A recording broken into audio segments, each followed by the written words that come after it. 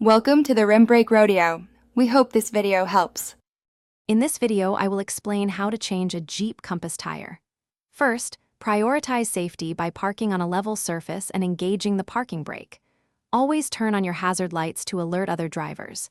Before you begin, gather all necessary tools: your spare tire, the vehicle's jack, the lug wrench, and your owner's manual for specific instructions. These initial steps are crucial for a safe and efficient tire change.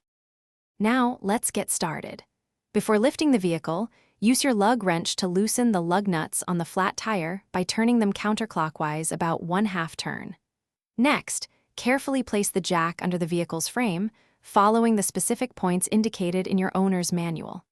Raise the vehicle until the flat tire is completely off the ground, typically 1 to 2 inches. With the vehicle lifted, you can now fully remove the lug nuts and carefully pull the flat tire straight off the wheel studs. Set it aside. Next, take your spare tire and align its holes with the vehicle's wheel studs. Push the spare tire firmly onto the hub. Then, hand tighten all the lug nuts back onto the spare tire until they are snug. Finally, it's time to lower your Jeep Compass. Use the jack to gently bring the vehicle back down to the ground. Once the tire is on the ground, use the lug wrench to fully tighten all the lug nuts in a star pattern.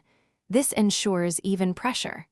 Don't forget to store your flat tire and all tools securely. Remember to check the spare tire's pressure soon. Thanks for watching. Consider subscribing if we helped you.